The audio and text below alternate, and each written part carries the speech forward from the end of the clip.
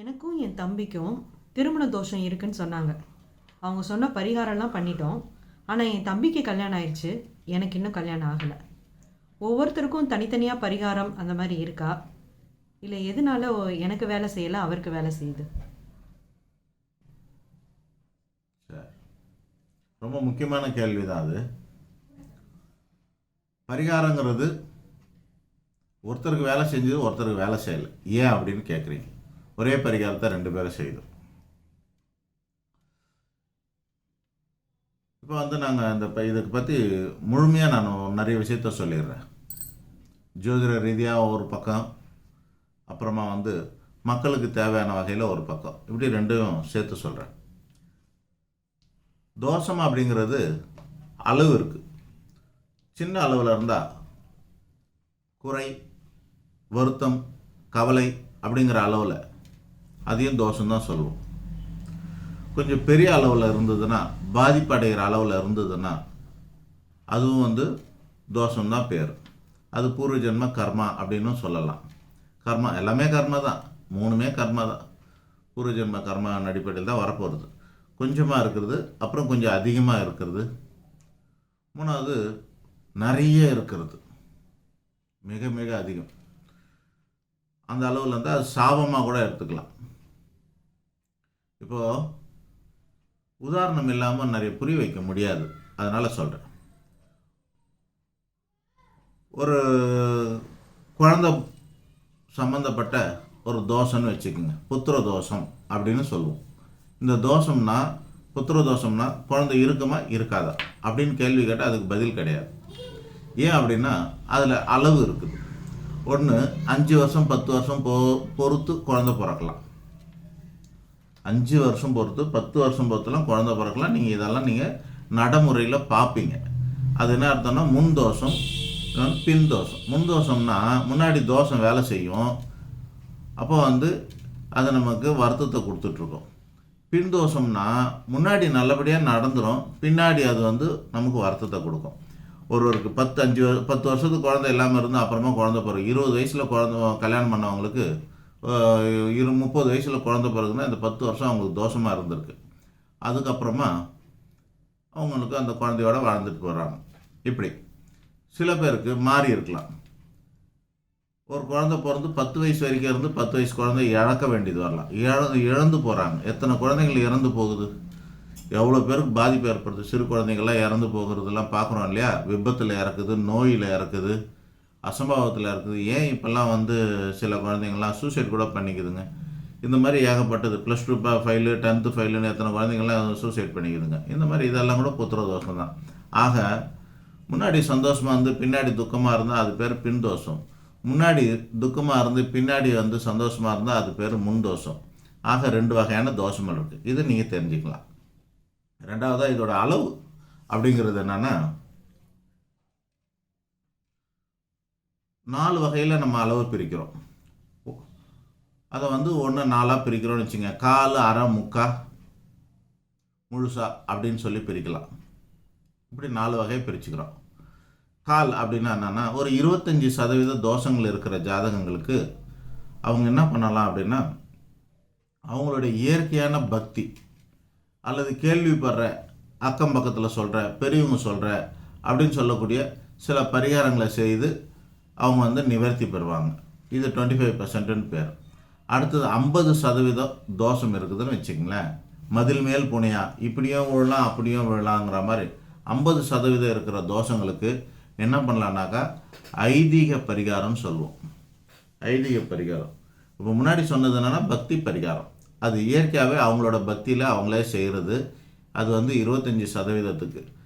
அப்புறம் இது ஐதீக பரிகாரம். ஐதீக பரிகாரங்கிறது என்னென்னா, காலகாலமாக நம்பப்படுது. கும்பகோணம் பக்கத்தில் இருக்கிற நவகிரக ஸ்தலங்களில் போயிட்டு இப்போ புத்திரதோஷமாக திருக்கருக்காவூர் போங்க அப்படின்னு நாடி ஜோசியத்தெல்லாம் வரும். அப்புறம் திருமண தோஷமாக திருமணஞ்சேரி போங்கன்னு வரும். இந்த மாதிரி ஒவ்வொன்றுத்துக்கும் ஒரு கோயில் இருக்குது. காலகாலமாக தத்துவார்த்தமாக அனுப்பப்படுகிறது. ஏதோ யாருக்கோ எப்போ இருந்தது, அதை அவங்க சரி பண்ணதுனால அப்படி. இப்போது நலன் மகாராஜாவுக்கு சனியோட பீடிகை அதிகமாக இருந்தது. அவர் திருநள்ளாறில் இறங்கி குளித்ததுனால அந்த நிமிஷத்துலேருந்து அவருக்கு சனி பகவானுக்கான தோஷம், சனி தோஷம் ஒரு நலன் மகாராஜாவுக்கு விலகி போயிடுச்சு அப்படின்வாங்க. அதனால் எல்லாரும் 7.5 சனிக்கு திருநள்ளாறு போயிட்டு வரோம். இதுதான் ஒரு ஆளுக்கு நடந்ததுனால நம்ம அதை போகிறோம். அது நமக்கு நடக்குமா நடக்காதான்றது இது அளவு பொறுத்து. 50% இருக்கிறவங்களுக்கு அங்கே போனால் சரியாகலாம். அப்போ 50% மேலே இருக்குது தோஷம். அப்போ என்ன பண்ணலாம் அப்படின்னா, அதுக்கு பேர் அருள்வாக்கு பரிகாரம்னு பேர். அருள்வாக்கு பரிகாரம்னா என்னன்னா, வாக்கு பலிதம் கொண்டவர்களால் சொல்லப்படுவது அருள்வாக்கு பரிகாரம். வாக்கு பலிதம் கொண்ட சொல்லவங்க யார் அப்படின்னா, மகான்கள், சித்தர்கள், ஞானிகள் அப்படின்னு மட்டும் இல்லாமல் ஜோசியரையே நீங்கள் எடுத்துக்கலாம். ஜோசியர்கள் சொல்லக்கூடிய பரிகாரங்கள் அருள்வாக்கு பரிகாரங்கள் தான். அவர் பார்த்தீங்கன்னா எந்த ஜோசியர்கிட்ட போனாலும் ஒரே பரிகாரம் சொல்ல மாட்டாங்க, மாற்றி மாற்றி சொல்லுவாங்க. இவர் ஒரு மாதிரி சொல்லுவார், அவர் ஒரு மாதிரி சொல்லுவார். இவர் சொல்கிறது அவர் சொல்கிறதில்ல, அவர் சொல்கிறது இவர் சொல்கிறதில்ல. உதாரணத்துக்கு நான் சென்னையில் இருக்கிறவன். எனக்கு சென்னையில் இருக்கிற கோயில்கள்லாம் அத்துப்படியாக இருக்கும். கன்னியாகுமரியில் இருக்கிற கோயில்கள் எனக்கு தெரியாது. அப்போ நான் இங்கேருந்து கன்னியாகுமரிக்கு அனுப்ப வேண்டிய அவசியமும் கிடையாது. அப்படி அனுப்புனா அந்த ஐதீக பரிகாரத்துக்கு தான் அனுப்ப வேண்டியிருக்கும். கும்பகோணத்தில் இருக்கிற கோயிலுக்கு அனுப்புகிற மாதிரி ஐதீக பரிகாரங்களுக்கு தான் அனுப்புவாங்க. அப்போ அவங்க அந்த ஐதீக பரிகாரத்துக்கு அனுப்புறத கூட இது அருள்வாக்காக எடுத்துக்கலாம். அவங்க சொல்கிறதுனால அனுப்புகிறாங்கன்னு அர்த்தமாகுது. ஆனால் சென்னையில் பல கோயில்களுக்கு அல்லது அந்த கோயில்கள் மிகவும் பாழடைஞ்சலாக இருந்திருக்க கோயிலுங்கள்லாம் நாங்கள் சொல்லி அனுப்பி அந்த கோயிலெல்லாம் பிரசித்தி பெற்று விட்டது. போது பாழடைஞ்சிருந்த கோயில்கள்லாம் பூஜை பண்ணக்கூட நிலைமை இல்லாமல் இருந்த கோயில்களுக்கெல்லாம் கும்பாபிஷேகம் பண்ண முடியாமல் சிரமப்பட்டிருந்த கோயில்கள்லாம் நாங்கள் அனுப்பி அந்த கோயிலும் விருத்தி ஆகிடுச்சு. இப்போ அந்த விருத்தி ஆகும்போது என்ன ஆகுதுன்னா, அந்த கோயிலில் இருக்க சாமிக்கு எங்கள் மேலே ஒரு அன்பு வந்துடுது, ஒரு அருள் கொடுத்துட்றாரு எங்களுக்கு. அதனால் நாங்கள் ரெக்கமெண்ட் பண்ணி அனுப்புகிறோங்கிறதுனாலேயே அந்த கோயிலுக்கு போகும்போது அது நல்ல பலனை தரும். ஆக அவங்களுக்கு பலன் தந்தோன்னே என்ன ஆகுதுன்னாக்கா, போயிட்டு வந்தவங்களுக்கெல்லாம் அவங்களுக்கு எங்கள் மேலேயும் மரியாதை வந்துடுது. அவர் சொல்லி அனுப்பிச்சாரு, அதனால் நடந்துருச்சு அப்படின்னு சொல்லிட்டு. அதுக்கப்புறம் அவங்களா 10 பேருக்கு சொல்லுவாங்க. ஆனால் எல்லாருக்கும் நடக்குமானா நடக்காது. காரணம் என்னென்னா, அவங்க சொல்லி அனுப்பிச்சா அது பக்தி பரிகாரத்துக்கு மட்டும்தான் பயன் தர மாதிரியே மற்றவங்களுக்குலாம் நடக்காது. ஏன்னா அந்த மாதிரி போயிட்டு வர கஸ்டமருக்கே அவங்களே பரிகாரம் சொல்கிறாங்க இன்னொரு ஆளுக்கு அப்படின்னும்போது அது பக்தி பரிகாரம் எல்லாருக்கும் வேலை செய்யாது. அவங்க ஏன்னா அந்த அம்மாவுக்கு அருள் வாக்கு இருக்காது. அவங்களுக்கு போயிட்டு வர பக்தர்களுக்கு அருள் வாக்குன்னு வாக்கு பலிதன்னு ஒன்று இல்லாமல் போகும். கடவுளை அவங்களுக்கு ப்ளஸ் பண்ணணுன்ற அவசியம் இல்லை. அந்த மாதிரிலாம் இருக்கும். ஸோ இது எங்கள் மூலிமா இதே போல் ஒவ்வொரு கோயில்லையும் ஒவ்வொரு ஊர்லேயும் ஒவ்வொரு ஜோசியருக்கும் ஏதோ ஒரு சாமி, சில சாமிகள்லாம் கோயில்கள்லாம் அவங்களுக்குள்ளேயே நல்ல அனுகிரகங்கள் பெற்றிருப்பாங்க அந்த ஜோசியர். அதனால தான் அது வாக்குப்பளித்தம்னு சொல்கிறது. அவங்க சொல்லும்போது அது நடக்கும். அதுபோல் அது 75% தோஷங்களுக்கு இந்த அருள்வாக்கு பரிகாரங்கள் நல்லா வேலை செய்யும். அதுக்கு மேலே என்ன இருக்குது அப்படின்னா, 100% தோஷங்கள் அல்லது 100க்கும் மேற்பட்ட அளவில் இருக்கிற தோஷங்கள். அப்படி இருக்கிற தோஷத்துக்கு அது என்ன சொல்லுவாங்கன்னா, வைதிக பரிகாரம் சொல்லுவாங்க. வைதிகன்னா ஒரு சாஸ்திரி, ஒரு பிராமணரை கூப்பிட்டு வச்சுட்டு, வாத்தியாரை கூப்பிட்டு வச்சு பூஜை, அதாவது யாகம் பண்ணுறது, பெரும்பாலும் யாகம் பண்ணுறதுன்னு வச்சுக்கலாம். அதுதான் வைதிக பரிகாரம்னு பேர். வேதத்தில் இருக்கிறபடி பண்ணுறது வைதிக பரிகாரம். வேதத்தின் அடிப்படையில் வேத விற்பனர்களால் செய்யப்படுவது வைதிக பரிகாரம். அதுக்கு மேலே யாகம் இருக்கா அப்படின்னா, அதுக்கு மேலே பரிகாரம் இருக்கான்னா, உண்மையை சொல்லப்போனால் அதுக்கு மேலே பரிகாரம் இல்லை. ஒன்று தான் இருக்குது. அது என்ன, சித்தர்களுடைய லாஜிக், சித்தாந்த அடிப்படையில் அவங்க தத்துவ தாத்பரியமாக சில பரிகாரங்களை சொல்லுவாங்க. அது ஒன்றா இருக்கலாம். ஆனால் இதுதான் வழக்கமாக இருக்கிறது.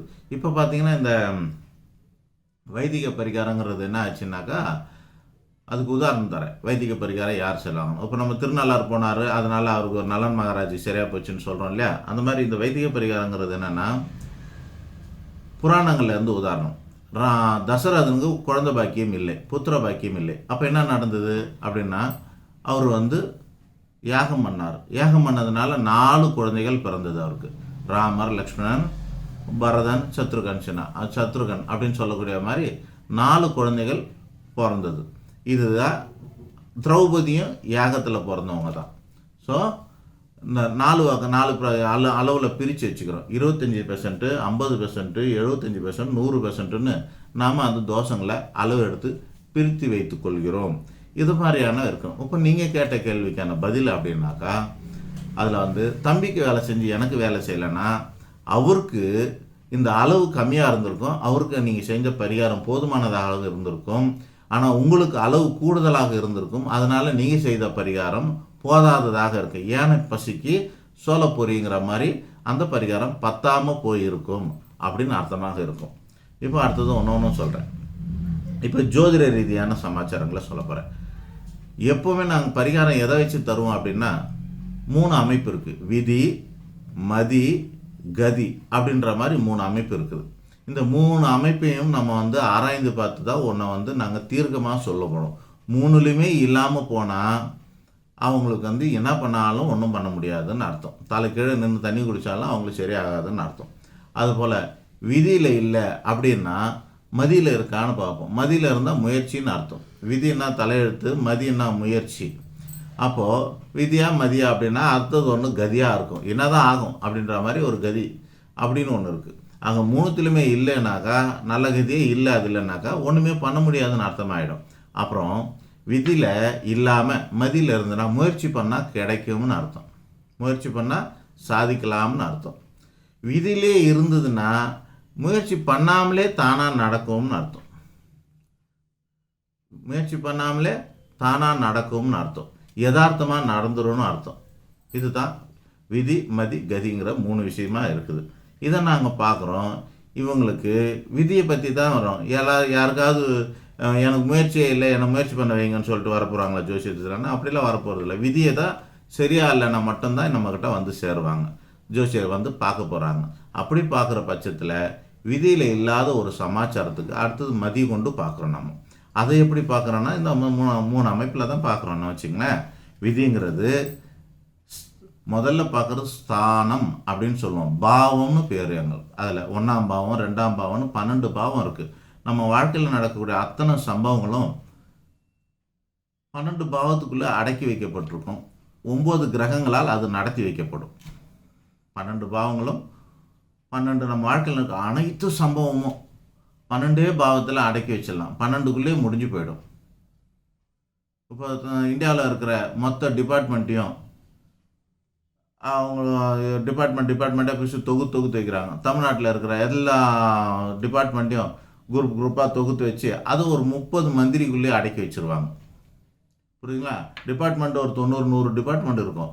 100 டிபார்ட்மெண்ட்டையும் என்ன பண்ணுவாங்க, 3-4 டிபார்ட்மெண்ட்டுக்கு ஒரு மந்திரி, நான் 3-4 டிபார்ட்மெண்ட்டுக்கு இன்னொரு மந்திரி, 3-4 டிபார்ட்மெண்ட்டுக்கு இன்னொரு மந்திரி பிரித்து வைக்கிற மாதிரி ஒரு விஷயத்தை அப்படியே வைப்பாங்க. இப்போ 5ஆம் இடம்னு வச்சுக்கிறோம். இப்போ அதை பற்றியே தான் நான் சொல்லிக்கிட்டு வரேன். 5ஆம் இடம்னு வச்சுப்போமே, அது வந்து புத்திரஸ்தானம்னு பேர், பூர்வ ஜென்ம புண்ணிய ஸ்தானம்னு பேர். அதே இடத்த குலதெய்வ ஸ்தானம்னு பேர். அதே இடத்த வந்து அந்தஸ்து ஸ்தானம்னு பேர். அதே இடத்த தான் காதலுக்கான இடமாவும் நம்ம கருதுகிறோம். ஆக 5ஆம் இடத்துல இத்தனை டிபார்ட்மெண்ட் இருக்குது. அதுக்கு அப்போ அந்த 5ஆம் இடத்த நம்ம பார்க்குறோம். அதை தான் பாவம்னு சொல்லுவோம், இல்லைன்னா ஸ்தானம்னு சொல்லுவோம். அந்த ஸ்தானத்தில் பாவகிரகங்கள் இருக்குதா, ஆகாத கிரகங்கள் இருக்கா அப்படிங்கிறதெல்லாம் நம்ம பார்க்குறோம். அப்படி இருந்ததுன்னா நாங்கள் என்ன பண்ணுவோம்னாக்கா அது நிவர்த்தி பண்ணுறதுக்கு என்ன வழின்னு பார்ப்போம். நிவர்த்திங்கிறது எதில் கிடைக்குன்னா குரு பார்வை கோடி நன்மைன்னு சொல்லுவாங்க. அதுபோல் சுபகிரக பார்வை இருக்குதான்னு பார்க்கணும். குருவுக்கு மட்டும் 5, 7, 9ன்னு 3 வகையான பார்வை இருக்குது. ஆனால் மற்ற சுபகிரகங்களுக்கு 3 வகை பார்வை கிடையாது, ஒரே வகையான பார்வை தான். 7ஆம் இடத்த மட்டும் தான் பார்க்கும். அப்போ என்ன பண்ணுவோன்னா இந்த 5ஆம் இடத்துக்கு நேர் 7ல் யார் இருக்கான்னு பார்ப்போம். 5ஆம் இடத்துக்கு நேர் 7ல் யார் இருக்கான்னு பார்ப்போம்.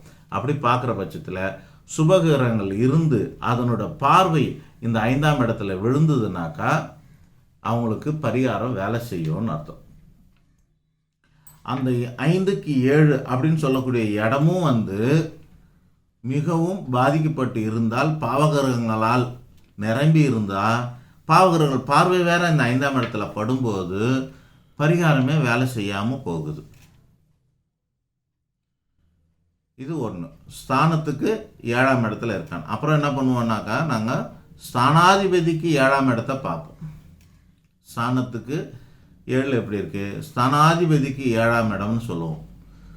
ஹவுஸில் இருக்கிற ரெண்ட்டுக்கு இருக்கிறான்னு ஒருத்தர் வச்சுக்கங்க, அப்புறம் வந்து ஹவுஸ் ஓனர்னு வச்சுக்கிங்களேன், அந்த மாதிரிலாம் பார்க்குறது. அப்போது ஸ்தானம், ஸ்தானாதிபதி, மூணாவதாக காரகம்னு பார்ப்போம். கல்யாணம்னா 7ஆம் இடம். கல்யாணத்துக்கு காரகன் அப்படின்னாக்கா 7ஆம் ஸ்தானாதிபதி அப்படிங்கிறது என்னன்னா அப்படின்னா அந்த வீட்டுக்கு அதிபதினு அர்த்தம். இது மட்டும் ஸ்தானாதிபதி மட்டும் ஒவ்வொரு மக்களுக்கும் இடம் மாறிக்கிட்டே இருக்கும். ஸ்தானமும் ஸ்தானாதிபதியும் ஒவ்வொரு லக்னத்துக்கும் இடம் மாறும். ரிஷப லக்னம் அப்படின்னா 7ஆம் இடம் விருச்சிகமாக இருக்கும். அதனுடைய 7ஆம் அதிபதி செவ்வாயாக இருப்பார்.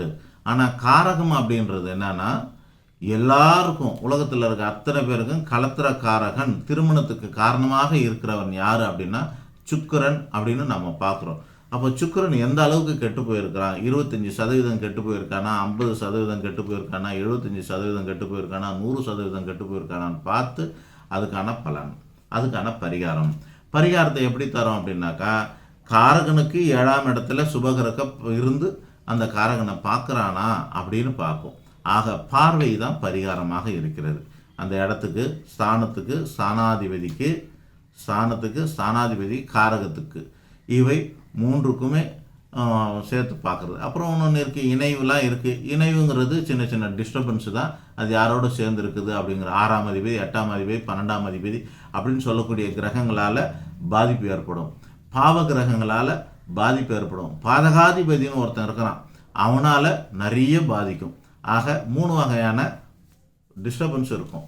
மறைவு ஸ்தானாதிபதிகள், அப்புறம் பாவிகள், அப்புறமா பாவாதிபதி அப்படின்னு சொல்லிட்டு 3 வகையான டிஸ்டர்பன்ஸும் இருக்கும். அந்த டிஸ்டர்பன்ஸுக்கும் நமக்கு பரிகாரங்கள் இருக்குது.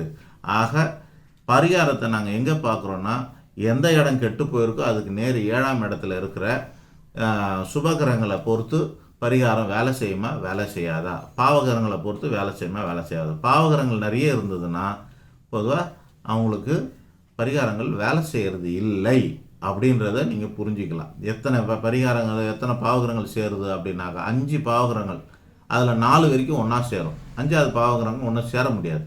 காரணம்னா ராகு கேது ரெண்டும் ஒன்று சேராது, எதிரும் புதிருமாதாக இருக்கும். ஸோ அப்போ அதை தவிர மீதி எல்லாமே ஒன்று சேரலாம். ஆக 1 இருந்ததுன்னா அதை கொஞ்சமாக எடுத்துக்கலாம், 2 இருந்ததுன்னா மிகுதியாக எடுத்துக்கலாம், 3 இருந்ததுன்னா ஐயோகோ அவங்கள காப்பாற்றுறது கஷ்டம்னு அர்த்தம், 4 இருந்ததுன்னா இல்லவே இல்லை அப்படின்னு சொல்லிடலாம். ஆக பாவகிரகங்கள் சேர்ந்துருக்குதான்னு பாருங்கள். உங்கள் ஜாதகங்கள் எல்லாம் பாவகிரகம் சேர்ந்துருந்தால் நேராக ஜாதகத்தை எடுத்துக்கிட்டு ஜோசியரை போய் பாருங்கள். நன்றி, வணக்கம்.